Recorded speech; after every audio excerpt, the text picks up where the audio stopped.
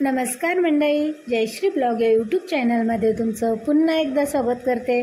तर तुमच्यासाठी पुन्हा एक नवीन अशी रेसिपी घेऊन आलेलो आहे। तर आज आपण बनवतोय मुगाची उसळ। तर मग चला बनवूया। तर मी इकडे मोड आलेले मूग घेतलेले आहेत, त्याला भिजवून ठेवलेलं आणि नंतर सकाळी बांधून फडक्यामध्ये ठेवलेलं होतं। तर अशा प्रकारे मोड आलेले मूग घेतलेत मी, त्याला स्वच्छ धुवून वगैरे एका पातेल्यामध्ये मी घालून घेतले। तुम्ही जर कुकरमध्ये लावत असाल तरी चालेल, पण मी इकडे एका पातेल्यामध्ये घेतले। त्यामध्ये थोडंसं मीठ घालते, तसेच थोडीशी हळद घालून घ्यायची आणि आता याला गॅसवर ठेवून मी त्याला चांगलं शिजवून घेते। 5 ते 7 मिनिटं चांगलं शिजवून घ्यायचं।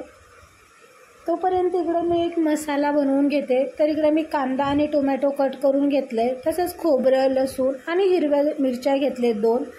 आणि मी कांदा आणि टोमॅटो हे भाजून नाही घेतलं, मी कच्चंच घेतलेलं आहे। जर तुम्हाला भाजून घ्यायचं असेल तरी तुम्ही घेऊ शकता। तर मी इकडे एवढं साहित्य घेतलेलं आहे। आता आपण याची बारीक अशी पेस्ट करून घेऊया। तुम्ही पाणी घालून केली तरी चालेल। तर इकडे मी पेस्ट करून घेतलेले आहे आणि आपले मूग पण चांगले शिजले गेलेले आहेत। तर आता आपण त्याला फोडणी देऊया। तर सर्वप्रथम इकडे एक कढई गरम करायला ठेवायची। कढई चांगली गरम झाली की त्यामध्ये आपण तेल घालून घेऊया। तेल चांगलं गरम झालं की त्यामध्ये आता आपण घालून घेणार आहे 2 तेजपत्त्याची पाने।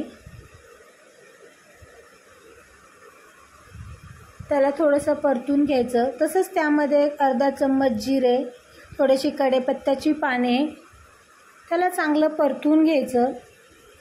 ते परतून झालं की त्यामध्ये आपण जे मसाला रेडी केला होता तर तो घालून घ्यायचा आणि मसाला 1 ते 2 मिनिटं चांगला तेलामध्ये परतून घ्यायचा। मसाला तोपर्यंत भाजून घ्यायचा जोपर्यंत मसाला तेल सोडत नाही तोपर्यंत मसाला चांगला परतून घ्यायचा।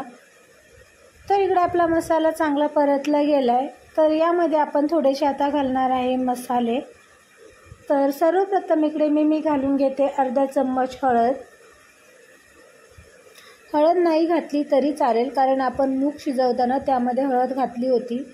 तसेच 1 चम्मच गरम मसाला, तसंच 1 चम्मच लाल तिखट आणि 1 चम्मच धने पावडर। तर हे सर्व आता आपण परतून घ्यायचे मसाल्यामध्ये चांगलं। अर्धा 1 मिनिट चांगले मसाले परतून घ्यायचे आणि त्यानंतर मी यामध्ये घालून घेते थोडासा आमचा घरचा घाटी मसाला आहे, तर तो घालून घेते मी अर्धा चम्मच।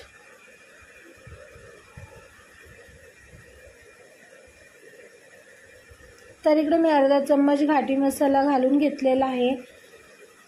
त्यालाही चांगलं तेलामध्ये परतून घेऊया। अर्धा 1 मिनिट चांगलं परतून घ्यायचं।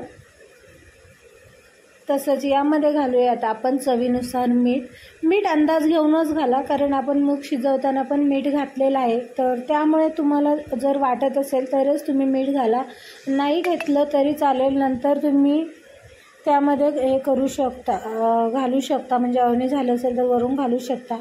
तर इकडे मी सर्व मसाले चांगले परतून घेतलेले आहेत। आता आपण यामध्ये घालून घेणार आहे जे आपण मूग शिजवून घेतलेलं आहे तर ते घालून घ्यायचे। त्यालाही मसाल्यामध्ये आपण मस्तपैकी व्यवस्थित मिक्स करून घेऊया आणि आता याला 5 ते 7 मिनिटं चांगलं शिजवून घ्यायचं।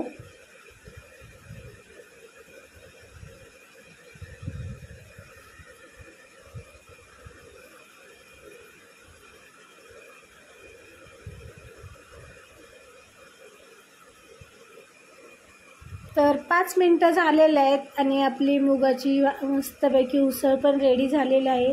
तुम्हाला जर जास्त पाणी पाहिजे असेल, आमटी करायची असेल तर तुम्ही त्यामध्ये पाणी घालू शकता, पण मला थोडी रबरबीतच पाहिजे होती।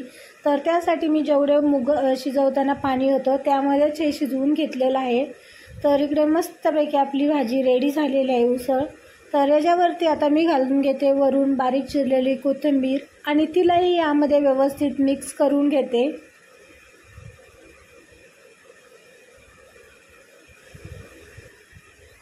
तर इकडे आपली रेडी झालेली आहे उसळ। तर मी तिला इकडे एका प्लेटमध्ये काढून घेते। तर झटपट अशी आपली उसळ रेडी होते। तर कशी झाले हे मला नक्की कमेंटमध्ये सांगा आणि तुम्ही पण बनवून बघा. व्हिडिओ आवडल्यास लाईक करा, शेअर करा आणि चॅनलला सबस्क्राईब करायला विसरू नका. असेच चॅनलशी कनेक्ट राहा. खूप सारं प्रेम द्या, खूप सारे आशीर्वाद द्या. भेटूया नेक्स्ट ब्लॉगमध्ये. धन्यवाद.